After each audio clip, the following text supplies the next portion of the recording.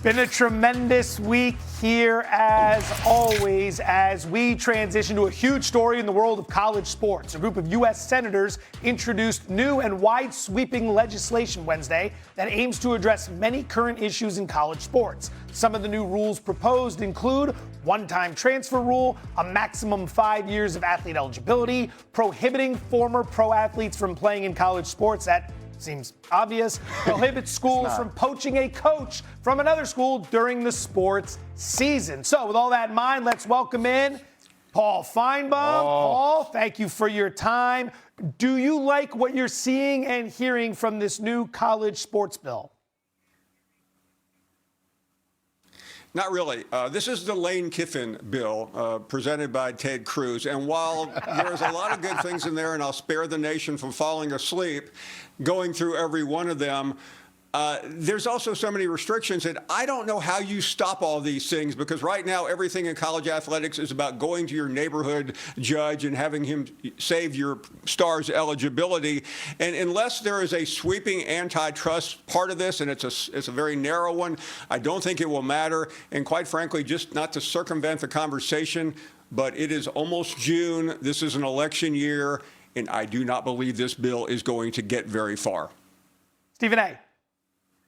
Well, one of the architects and the chairman of the U.S. Senate Committee on Commerce, Science, and Transportation, Senator Ted Cruz out of Texas, was a guest on my SiriusXM radio show yesterday for the last half hour, highlighting what he's been doing. And in fairness to him, he's been on this for years. This isn't some election year deal to him. He's been on the case about this since around 2019 or so. Obviously, he's working with other folks across the aisle. I think, Democratic senators, Chris Coons out of Delaware, and Maria Cantwell out of Washington, just to name a few, working with them to get some of this stuff done. I don't like everything. He didn't either. The Democrats didn't either, but you've got to get something on the books, because obviously he said something that was very, very alarming to me, Paul Finebaum and Jay.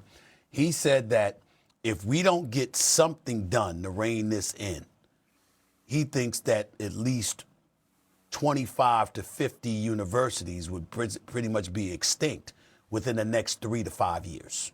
And I think that's something that you have to take very, very seriously. When they're talking about the financial structure and the makeup of the current system and the chaos that exists, and the fact that there seems to be no rules or regulations whatsoever to really, really govern things from a universal perspective, I think something has to be done. And then you've got the August 1st deadline that basically Trump has handed down before he's scheduled to issue some level of an executive order. We all know how polarizing that's going to be, because anything that involves Donald Trump, half the nation is going to disagree with. That's just the reality. And so when you look at it from that standpoint, there's no way around it. They've got to try and do something. And when you talk about 5 years of eligibility, okay, you talk about one-time transfer, because even though we want the players to have the right to transfer, right now, conceivably, if they wanted to, a player could play for 4 different universities in 4 different years. Now, that's ridiculous. We don't want something like that. You certainly want restricted movement on the part of coaches as well. Have the coach have to play by the same rules as the players to some degree. I think that, limiting to one transfer, I don't think that's bad. I was a proponent of having to sit out a year if you did transfer, me personally. There are some things that need to be taken care of. But in the end, what I've said, Jay, repeatedly is this, and Paul Finebaum knows this.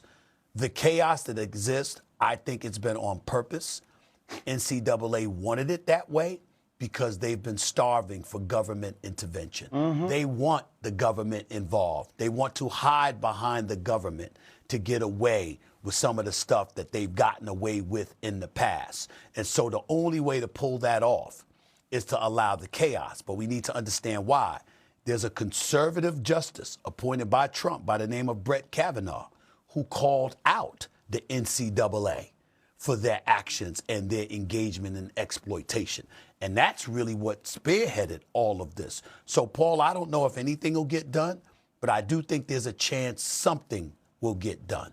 Me personally, that's what I believe. And I hope ultimately it leads to... Could I just say one more thing, though? and I don't want to get political here, but when Stephen A. Smith is president on January 20th, 2029, I think a lot of this is going to calm down, don't you? I, for one, would feel a lot better about the situation. Jay Well. Stephen A. approves that message, Paulie. He approves it. Paulie, I wanted to get your opinion in SAU too on something that obviously there's a lot to dig into and on a lot of the mentions that you both were able to articulate. But one of the aspects of this was a Super League. And I believe that when you think about college football, it is one of the biggest under-monetized media businesses in American sports. It's one of the biggest under-monetized media businesses in sports. When you think about the most viewed sports in America, it leads with the NFL. Who do you think number 2 is? It's not the NBA. It's not the MLB. It's not the NHL. It's college football. But when you think about media rights revenue, Stephen A., it's the NFL, it's the NBA, it's MLB, it's NHL, and then it's the Big Ten. Then it's the SEC. So, Paulie, one of the things I think that needs to happen, and we can see if it happens, we'll see if Greg Sankey, we'll see if these commissioners actually want to form a Super League. But you think about the opportunity on the table to monetize that revenue. Now, this leads to a lot of other conversations, too, around, in this legislation to ban employment, which then bans the ability to form a union and rev share, okay? But if these leagues were to come together and then you're able to proponent kind of, kick down the size of what your revenue is that you bring in as it relates to what your rev share is within the Super PAC, there's no way that they should be 5th or 6th as it relates to revenue driven off their media rights deal. If they're able to form a Super League, they would be right under the NHL. Paul, it's one of the most undervalued assets in all of sports, and I don't get why we don't talk about it more as you see these commissioners trying to split off and do their own thing and form their own leagues individually instead of doing it together. Why is that, Paul? Well, Jay, that's one thing that's very important in this Cruz bill, that there is a clause that would prohibit that from an antitrust situation. And what college athletics wants desperately is antitrust protection. But you are correct. Sankey said it this week at the SEC meetings that every one of the Big Ten and the SEC are terribly undervalued because their deals are done so far in the past. And I don't think they realized how popular the sport would become once it consolidated. So ultimately, I think that is something to think about. But right now, because of antitrust problems, they can't really get together. The Big Ten and the SEC control the sport. They could do whatever they want as long as it's legal. But ultimately, Stephen A., they have to get through this period. And the thing that concerns me the most, and I don't want to go backwards, is if you go back 10 or 12 years, if the NCAA, which I truly believe is one of the most corrupt and hypocritical organizations in history among entities such as this, they could have allowed players to make $1,000 a season, and they could have solved this problem. But they were too stubborn, they were too archaic, and they created this mess. And that's why there is such a tug-of-war about now having to go to Congress to bail them out.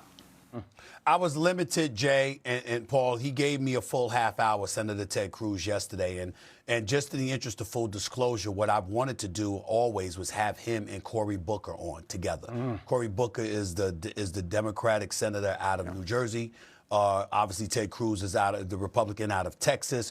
They both, in their own way, has been working to get this stuff together. And you wonder from different sides of the aisle, what is it that you're working on specifically? Cruz gave me some insight yesterday, but I'm really anxious to hear from Cory Booker on this as well, who's a former college athlete at Stanford, by the way. But when you talk about antitrust exemptions, I think people need to understand, Paul, what exactly that means. It's when the government allows certain individuals, companies, or industries to do things that normally violate antitrust laws. Why would the NCAA ever be granted that when you consider their history? Precedent exists in everything in life. everything.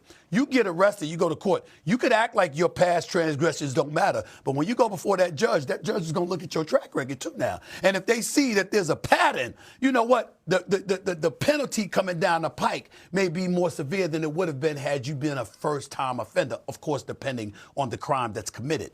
I'm using that as an example to point out the transgressions of the NCAA have been glaring, it's been flagrant, it's been obvious, it's been consistent, it's been persistent for many, many, many years. And the reason why I bring up Brett Kavanaugh, he is a conservative appointed by Trump.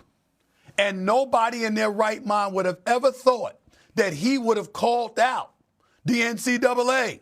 But him and Neil Gorsuch, another justice, both did it. They both basically said, you're getting away with stuff that's not even allowed in this country. We don't go for that. And you have to remember, Jay, you know this, the student athlete, there's no one collectively bargaining for them. Yep. So the NCAA having individuals who go out there and get an agent, who go to the Nick Sabans of the world in the past and stuff like that, and got Nick Saban complaining about extortion and stuff like that. That's what this has been relegated to. We need to understand this is on purpose. The NCAA knew this was coming down.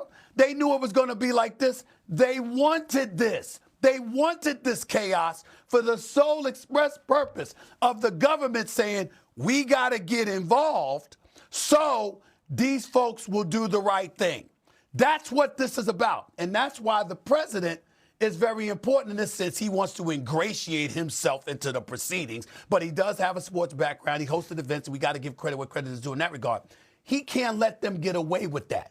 You got to find a way to do the right thing by the student athlete, not just by the institutions. They had their bites at the apple. They exploited, they took advantage of it, they padded their wallets at every turn at the expense of these black athletes. All of these athletes, not just black athletes, all of them.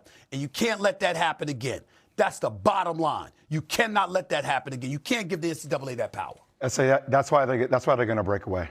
Gentlemen, so they can have a union, they can have a rev share. Very well said. Very well discussed. Paul, we appreciate the time as always. Thank you very much. Have a